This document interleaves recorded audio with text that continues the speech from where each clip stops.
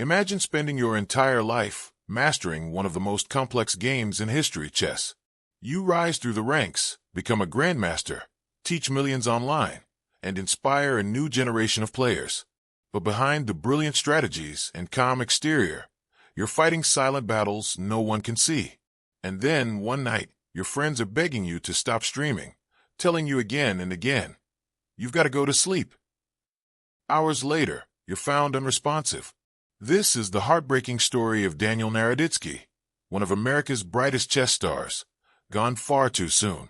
Daniel Naroditsky wasn't just a chess player. He was a phenomenon.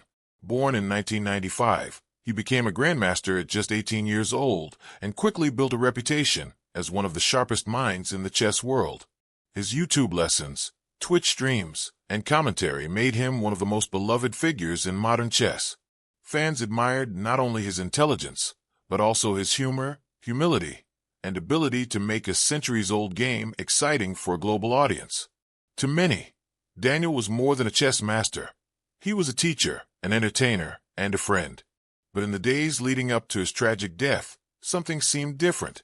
On his final live stream, viewers noticed something was off. His speech was shaky, his movements restless, his eyes wide and unfocused. Fans flooded the chat with concern, urging him to rest.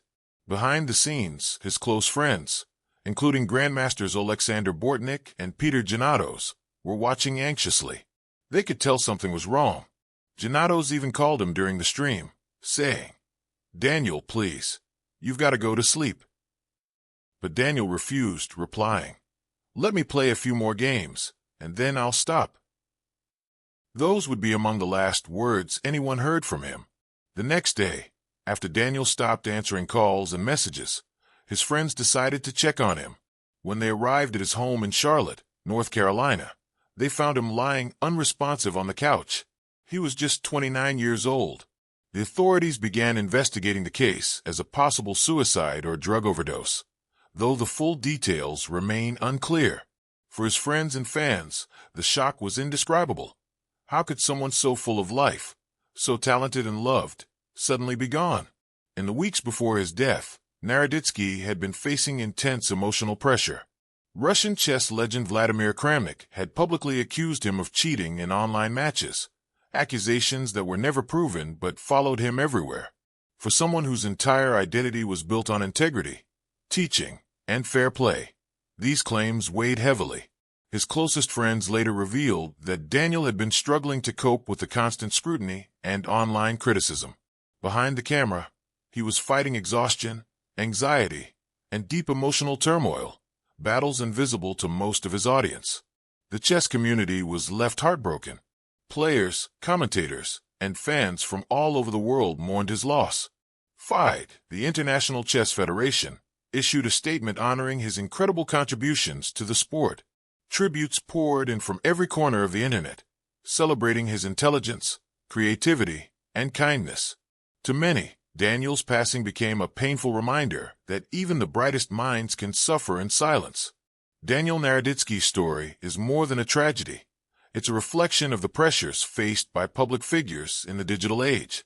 The constant need to perform, to prove oneself, to always be on for the camera, can wear anyone down. Behind the screen, behind the smile, there may be a storm no one else can see. His friends tried desperately to save him, repeating that one line over and over, "You've got to go to sleep."